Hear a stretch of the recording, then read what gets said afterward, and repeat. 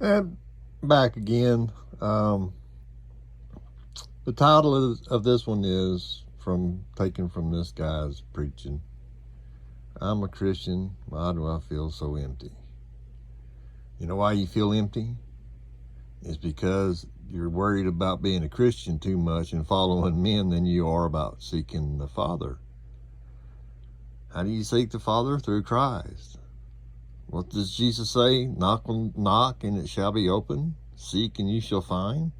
Enter. All right? You have to seek Him, not men. You have to seek Him.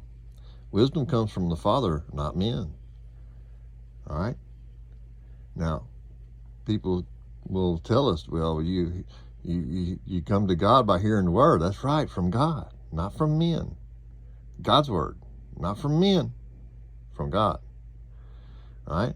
And people will argue, and that's fine. Argue if you want to. And y'all can follow whoever you want to, okay? Jesus didn't come here to bring a religion. All right? His church is still in heaven. Sorry, that's just fact. And just because you got modern churches that call themselves the Church of Christ does not mean they are the Church of Christ. And hey, next time you go visit one of them Church of Christ, go check the wall on their wall for their little handouts, their little flyers that they like to pass out. And I seen one time that said this: if you're not a member of the Church of Christ, when the Lord comes, you ain't going to heaven. Now that right there should be every clue that you need to know that being the Christian of that church has nothing to do with the placement in your relationship with God. Okay? Understand that, please. You got to understand that. There's a religion of the world, and there's God's Word, His truth. God is not a religion. Jesus said, most assuredly I say to you, he who does not enter the sheepfold by the door. Oh, what? Who's the door? That's the knock, and you shall enter. It shall be open to you. Okay? But climbs up some other way. You're trying to find another way in. Okay? The same as a thief, and a robber. Wow. You're all reaching the same point, but one of you is a thief and one of you is a true believer. See what Jesus is saying, y'all? To him the doorkeeper opens, and the sheep hear his voice, and he calls his own sheep by name and leads them out. And when he goes out his own sheep, he goes before them, and the sheep follow him. For they know his voice, yet they will by no means follow a stranger. See that? But will flee from him, for they do not know the voice of strangers. Jesus used this illustration, but they did not understand the things which he spoke to them. My friends, if you're after the Father, a relationship and the safety and the salvation that comes by through Jesus Christ, then you need to stop following these strangers.